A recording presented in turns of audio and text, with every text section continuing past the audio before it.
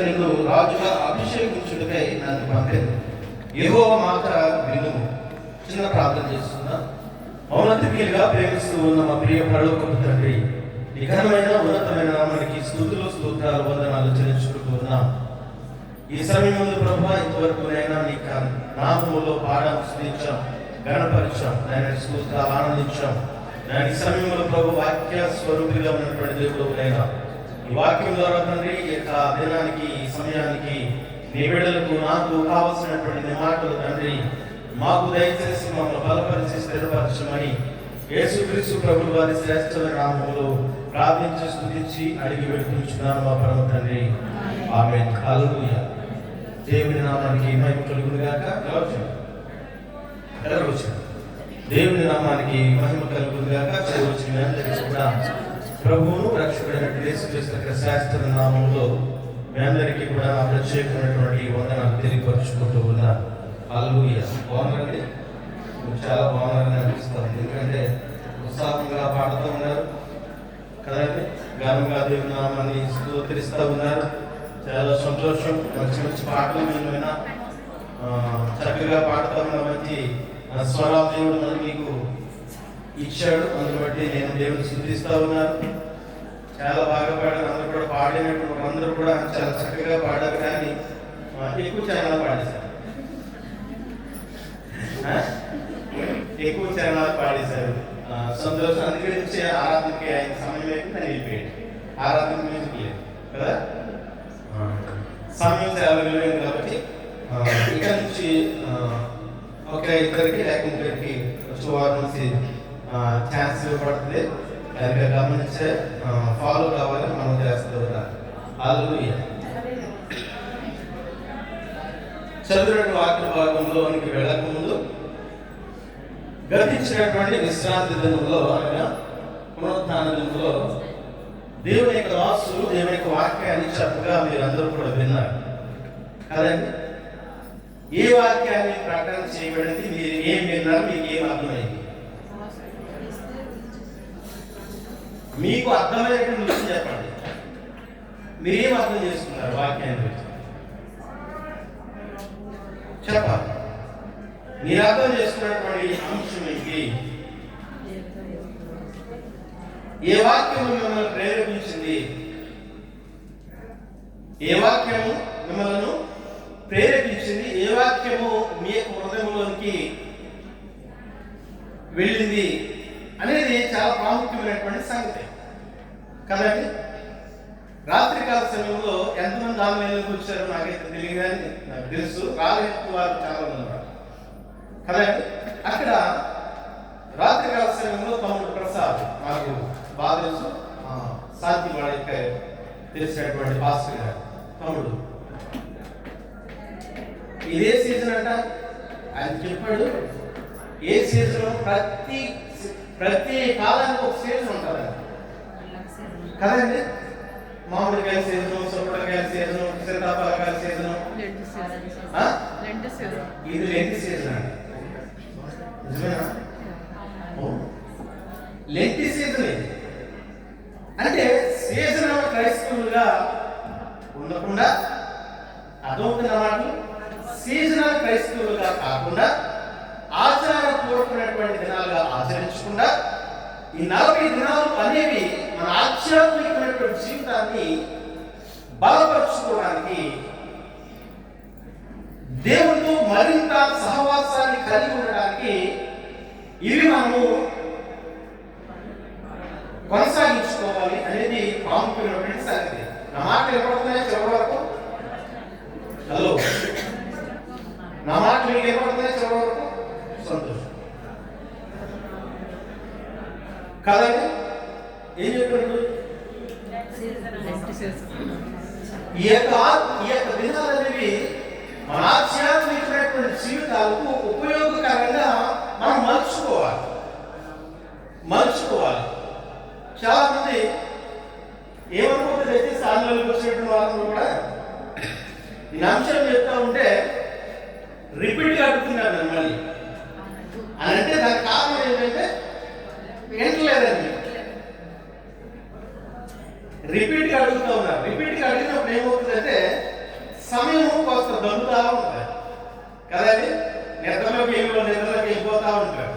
కదండి. Online on చేస్తారు, నిద్రలోకి వెళ్ళిపోయేవాళ్ళు నిద్రలోకి వెళ్ళిపోతారు. ఎందుకంటే పని ఒత్తిడి అలాంటిది.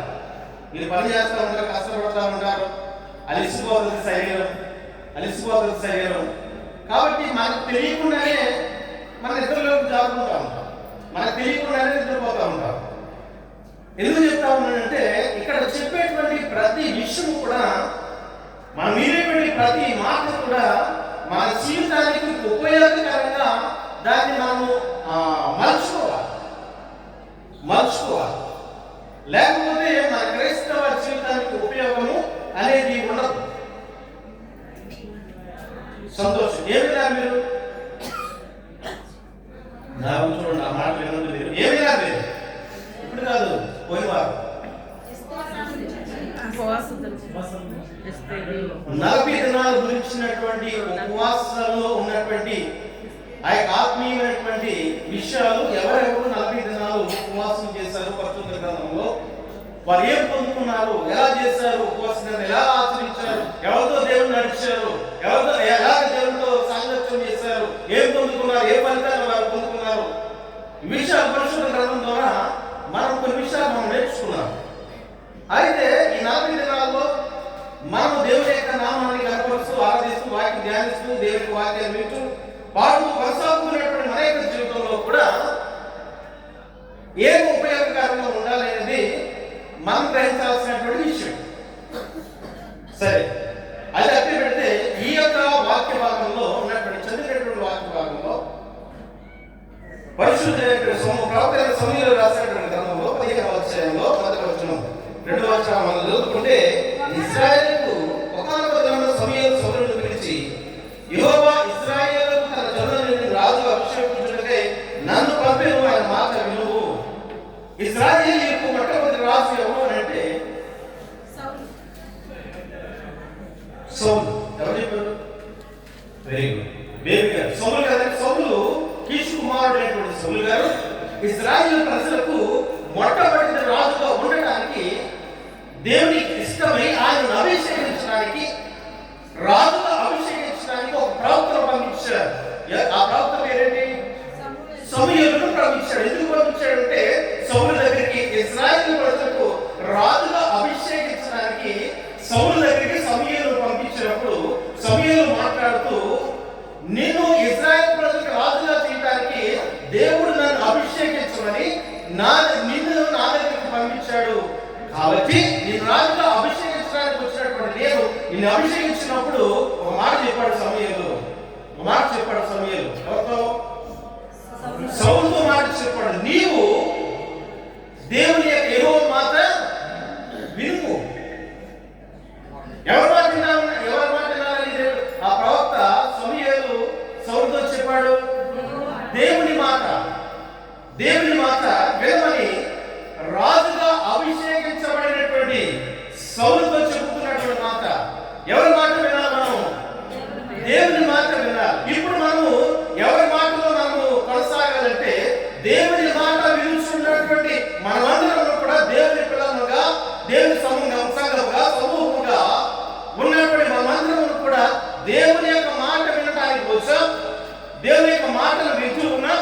ఆ మాట ప్రకారంగా చెయ్యాలి. మనం వినడం ఒక వ్యక్తి అయితే దానిని అవలంబించడం మరొక వ్యక్తి.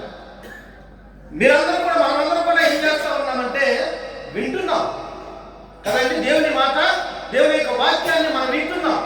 విన్నారు కాబట్టి గత వారు ఏం చెప్పారు మీరు చెప్పారు కదా. వినడం వలన ఏం కలుగుతుంది? విశ్వాసం కలుగుతుంది. మంచిది, మనం వింటా ఉన్నాం. కానీ దానిని మనం ఏం చేయాలి అంటే, ఇక్కడ సౌలు ఏం చేశాడంటే దేవుని యొక్క మాట వినాలని సౌలుతో చెప్పినప్పుడు అక్కడ ఒక మాట సెలవిచ్చాడు. నీవు ఇశ్రాయేలు ప్రజలకు విరోధంగా ఉన్నటువంటి అమలేకీయుల దగ్గరికి వెళ్ళి, ఇక్కడ సైన్యములకు అధిపతియగు యెహోవా సెలవిచ్చినదేమనగా, అమాలేకీయులు ఇశ్రాయేలీయులు చేసినది నాకు జ్ఞాపకమే. వారు ఐగుప్తుల నుండి రాగానే అమాలేకీయులు వారికి విరోధులై మార్గమందు వారి మీదకి వచ్చిరి కదా. సౌలును జనులను కూడి గొర్రెలలోను ఎడ్లలోను కొవ్విన గొర్రె పిల్లలను మొదలైన వాటిలోను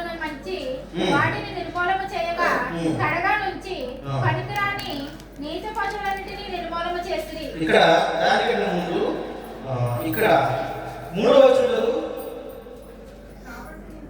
కాబట్టి నీవు పోయి కనికరింపగా అమాయకులను హతము చేయించు పురుషులనేమి స్త్రీలనేమి బాలులనేమి పసిపిల్లలనేమి ఎద్దులనేమి గొర్రెలనేమి రొట్టెలనేమి గర్భములనేమి అన్నిటినీ హతము చేసి వారికి కలిగినదంతా బొత్తిగా పాడు చేసి అమాయకులను నిర్మూలన చేయమని చాలా ఖచ్చితమైనటువంటి మాట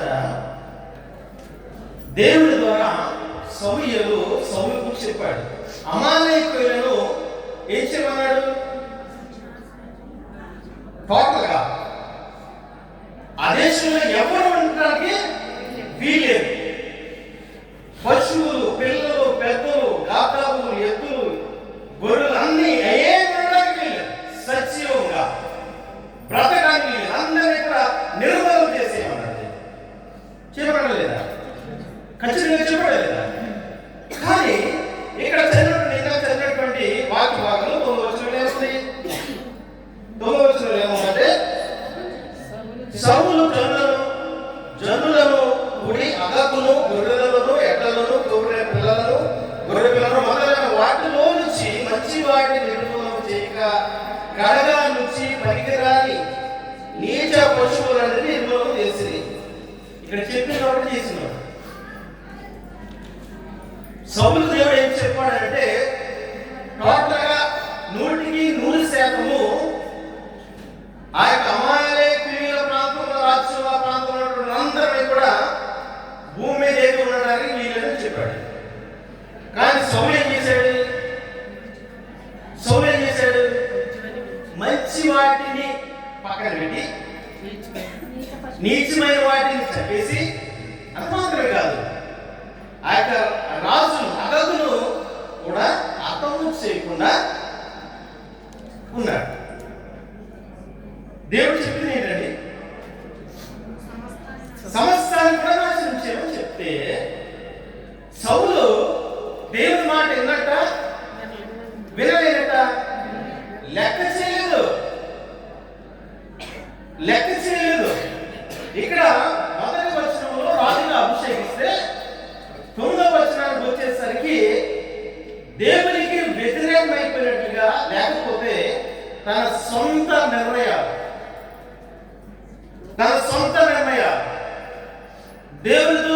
దేవుడు చెప్పింది ఎదురు చేస్తా ఉన్నదండి.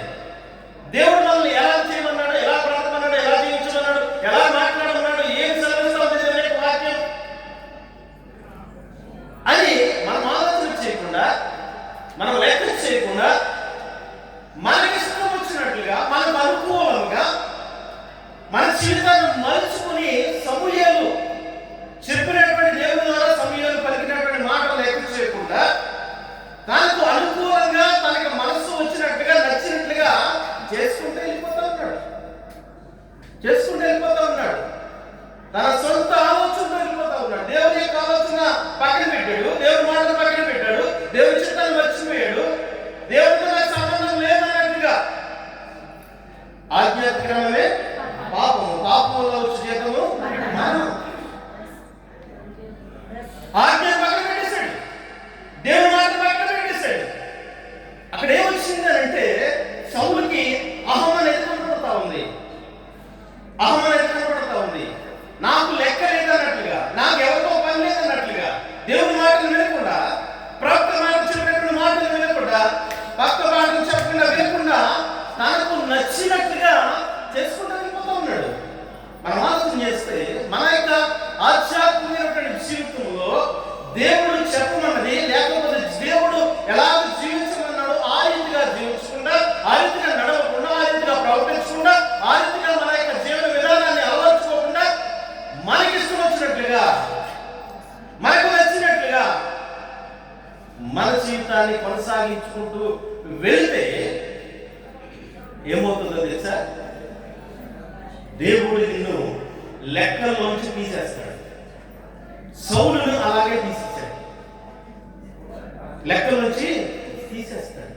కాబట్టి మొట్టమొదటి సమూయేలుతో చెప్పినటువంటి మాట ఏంటంటే, నిన్ను దేవుడు ఇశ్రాయేలు జీవించమని చెప్పాడు. కాబట్టి నీవు దేవుడి మాట వినాలి, ఆయన మాట విను. ఎంతమంది ఆయన మాట వింటా ఉన్నాం?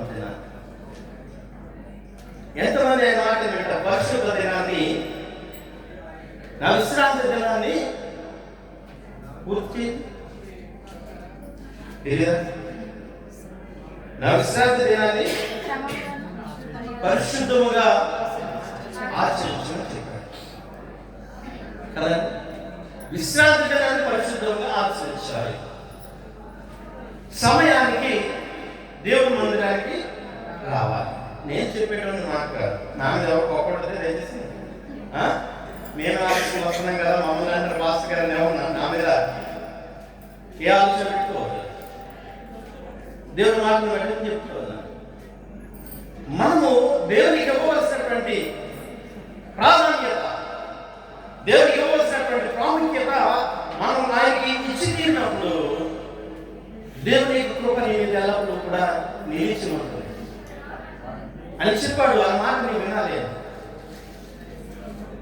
సౌలు వినకుండా సొంత ఆలోచనతో కొనసాగుతూ ఉన్నాడు. సొంత ఆలోచనతో కొనసాగుతూ ఉన్నాడు. 11వ వచనం మనం చూస్తే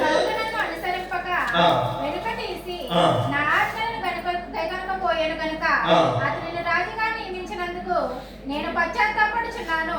అందుకు సమయాన్ని కోపావేశుడై రాత్రి అంతా యెహోవాకు మొరపెట్టుచుండెను.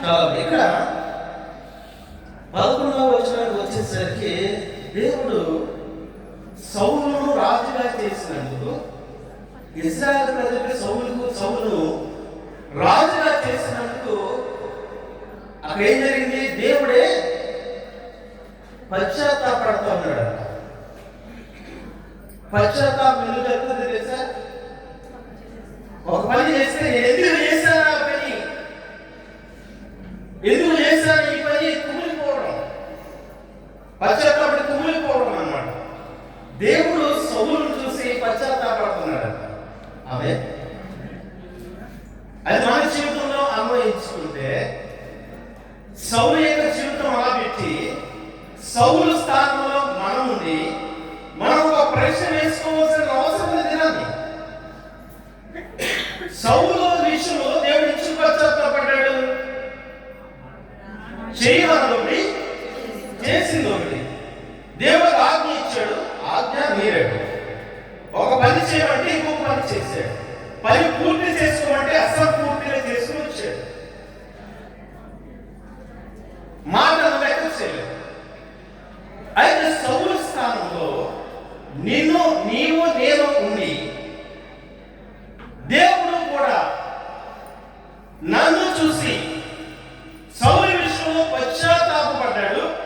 నా విషయంలో దేవుడు ఏమవుతాడు, నా విషయంలో ఎలా దేవుడు ఉంటాడు, ఏ ఆలోచనలో ఉంటాడు అని మనం ఆలోచన చేస్తే పశ్చాత్తాపడతాడు, సంతోషిస్తాడు. అది చాలా ప్రాముఖ్యం.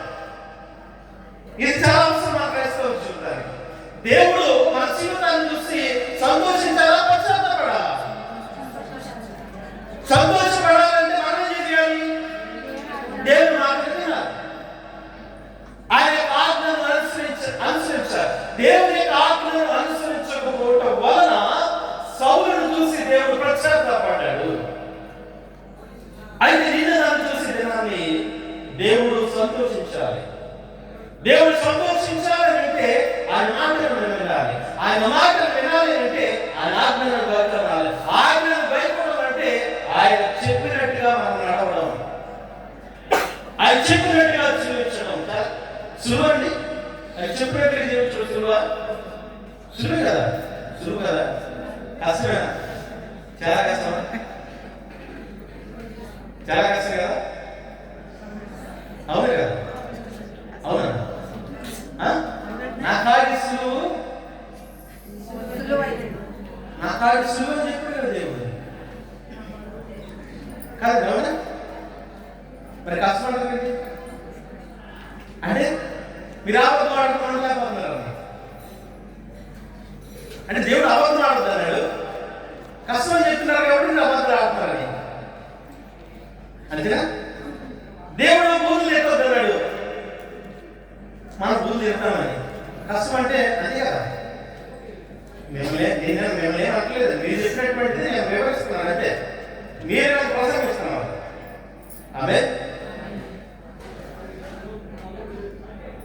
ఎన్నాళ్ళు కష్టపడతాం దేవుడిని, ఎంతకాలం కష్టపడతాం, ఎంతకాలం చూసి దేవుడు పశ్చాత్తపడతాడు, ఎంతకాలం ఆయన మీద మనసు వేద్దాం, ఎన్నో మనసు వేద్దాం,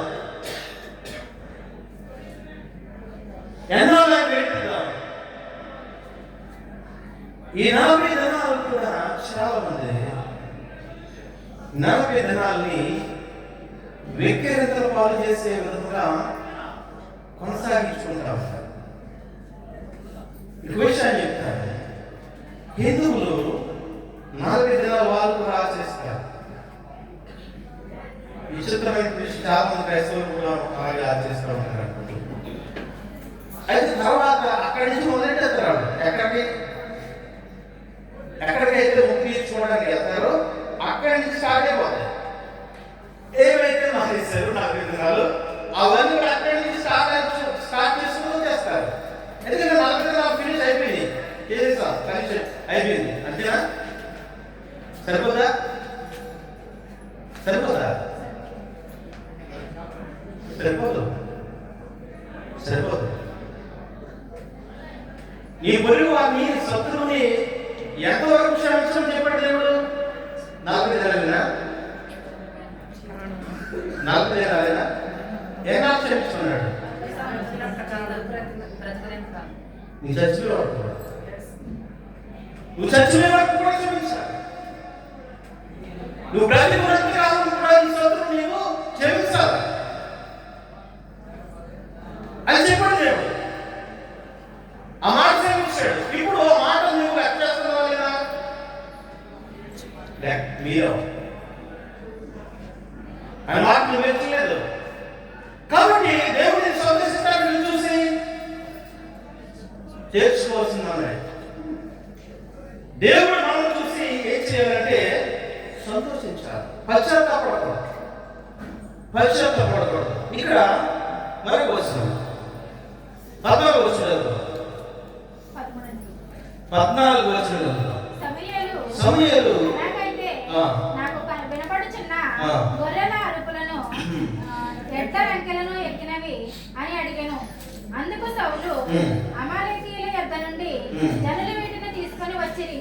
నీ దేవుడైన యెహోవాకు బలులను అర్పించుటకు జనులు గొర్రెలలోను ఎడ్లలోను మంచి వాటిని ఉండనిచ్చిరి. మిగిలిన వాటన్నిటిని మేము నిర్మూలన చేసి చూడగా. దేవుడు అడిగాడండి, దేవుడు అడిగాడా? నాకు బలి అర్పించడానికి అక్కడి నుంచి తీసుకురామని దేవుడు అడిగాడా? అడిగి అన్ని చేస్తాం, అడిగి ఏమి చేయి కదండి. మనకి కలపడం ఎక్కువ కదండి, కలిపేస్తాం. దేవుడు చేయమన్నదేంటి? దేవుడు అడిగాడా? అమలేకుల రాజ్యం నుంచి నాకు బలి అర్పించడానికి బలిసి అన్ని కూడా తీసుకురండి, నాకు బలి అర్పించిన దేవుడు చెప్పాడా?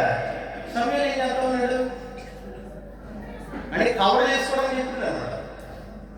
కవర్ చేసుకోవడానికి చెప్తున్నాడు దేవుడు. కవరింగ్ పడ్డావు, పొగడ్తలకి పడ్డావు. మనుషులు పడతారేమో, మనుషులు మెచ్చుకుంటారేమో, దేవుడు మెచ్చుకోడు. చెయ్యమన్నది ఖచ్చితంగా చేసి తీరాల్సిందే. చెయ్యాలంటే ఏ చిన్న లోపమైనా దేవుడు ఒకనొక దినాన్ని నిన్ను అడుగుతాడు.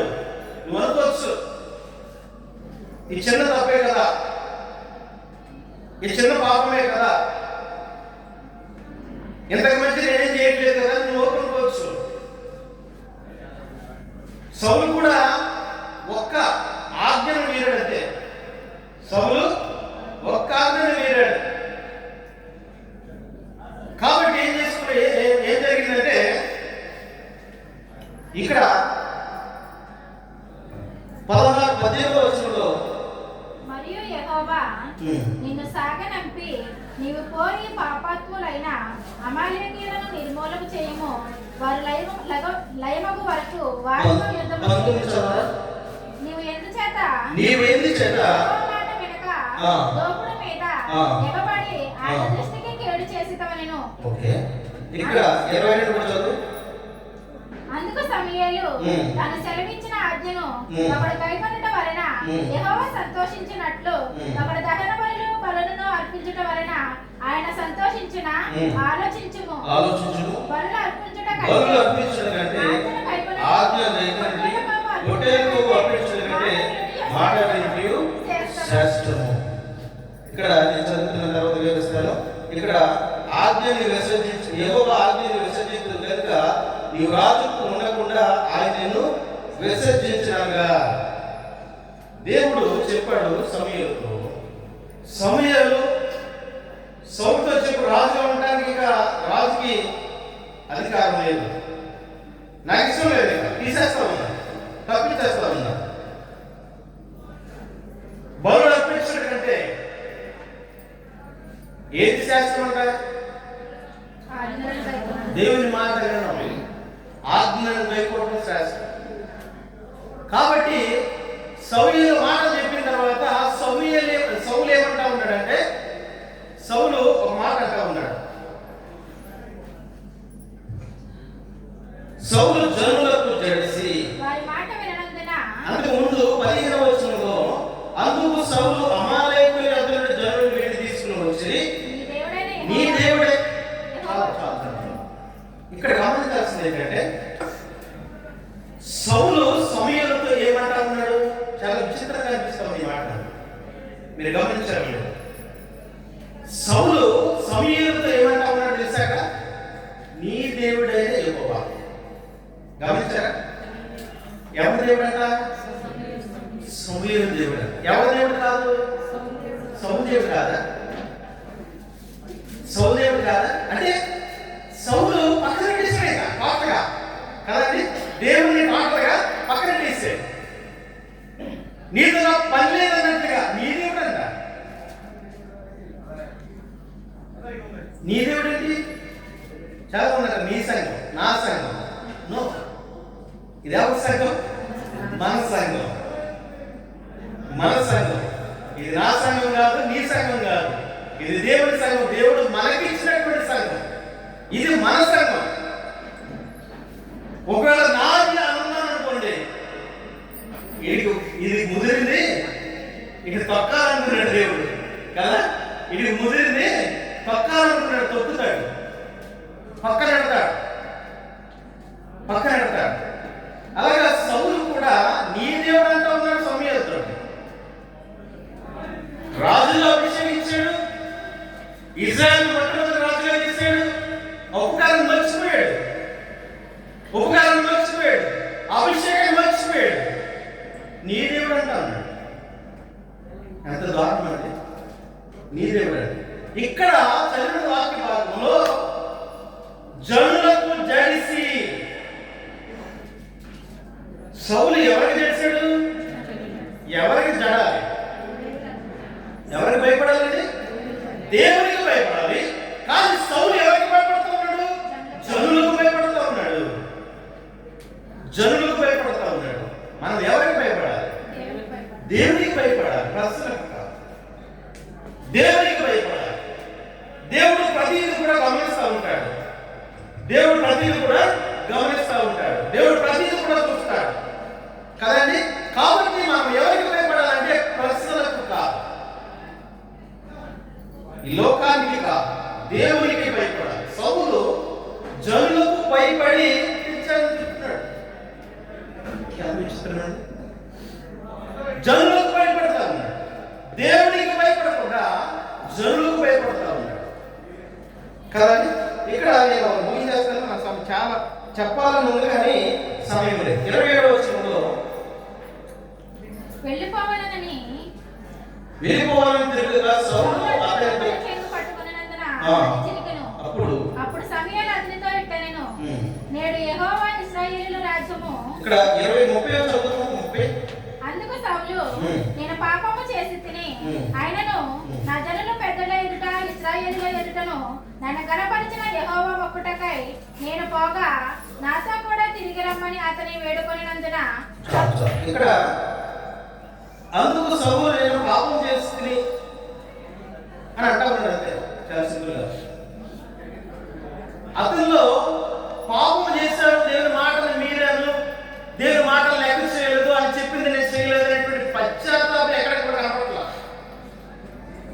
పశ్చాత్తాపం అనేది ఎక్కడ కూడా కనపడట్లా. అది మాత్రమే కాదు, అతను ఎలాంటి ఆ మనస్సు కలిగి ఉన్నాడంటే సమయం 18వ అధ్యాయము 9వ వచనంలో అతను ఎలాంటి వ్యక్తిత్వం కలిగినటువంటి వ్యక్తిగా ఉంటా ఉన్నాడు అనేది మనకి అక్కడ అర్థమవుతుంది. ముగిస్తాను ఒక నిమిషంలో, ఏమైపోయింది నాకు. కాబట్టి నాటి నుండి సౌలు దావీదు మీద విషమ చూపు నిలిపెను. 7వ వచనం ఆ స్త్రీలుగాను ప్రతిగానము చేయించు వాయించుచు సౌలు వేల కొలదియు దావీదు 10,000 కొలదియు అని హతము చేసిరి. దానిని బట్టి అక్కడ ఉన్నటువంటి ఇశ్రాయేలు ప్రజలందరూ కూడా ఎవరిని పొగుడుతా ఉన్నారని ఎక్కువగానంటే దావీదును పొగుడుతా ఉన్నారు. ఎవరిని పొగడాలి అసలు? రాజు ఎవరు? సౌలు. ఎవరిని పొగుడుతా ఉన్నాడు? దావీదును పొగుడుతా ఉన్నాడు. కాబట్టి 9వ వచనం వచ్చేసరికి ఆయన మీద, అందుకు సౌలు దావీదు మీద ఏ చూపంట? ఇలాంటి చూపులు కూడా ఉంటా? విషపు చూపు నిలిపడంట. కొంతమంది అలా చూస్తే కొండలు పడేయమంటాడు. నిజమేనా? కొండలు బదులైపోతారా? అది చూపే ఎలా ఉంటుందా? ఆవిడ చూపే ఎలా ఉంటుంది? చాలా డేంజర్ పోయి అని అంటూ ఉంటారు చాలా మంది. అలా కూడా ఒక్కరే చాలా మంది కదండి. సౌలు విషపు చూపి నిలిపడంట, ఎప్పుడు చంపేద్దామా అని. చాలా మంది అలాగే చూస్తారు, అలా చూస్తూనే ఉంటారు. ఇది ఎక్కువ పోతాడా కదండి. ఇలా కింద మీద చూస్తారు, ఎప్పుడు వీడు నాశనపోతాడా అని. అలాగే ఎవరిని చూడద్దు, అలాగే ఎవరిని కూడా చూస్తారా? చూడద్దు. విషపు చూపు నిలిపాడు. ఎవరి మీద? దావీదు. ఏం చేయలేదు. ప్రజలు దావీదును మెచ్చుకున్నారు అంతే. ఎందుకంటే కొంచెం ఎక్కువగా మెచ్చుకున్నారు.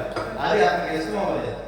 నిన్ను లేని పొరుగు వారిని ప్రేమించిన వాక్యం చదువుతూ ఉంటే రాజుకున్నటువంటి వ్యక్తి ప్రేమించలేకపోతాడు. కాబట్టి దేవుడు అతనిని పక్కన పెట్టేశాడు. మీకు అర్థమైనటువంటి ఆత్మీయ సత్యం ఏంటి ఆలోచన చేస్తే, ఇక్కడ నిన్ను నన్ను కూడా తన కుమార్తెగా నీ సంఘంలో దేవుడు ఉంచాడు. ఎందుకు ఉంచాడంటే ఆయన మాట వినాలి. ఆయన మాటను, ఆయన యొక్క మార్గమును నీవు అనుసరించి నడవాలని, ఆయన యొక్క రాజ్యంలో నిన్ను ఆయన చూడాలనుకుంటాను. ఆయనతో పాటుగా నిన్ను ఆయన పట్ట పెట్టుకోవాలనుకుంటాను. ఆ రీతిలో పరిశుద్ధాత్మ దేవుడు సహాయం చేయాలి.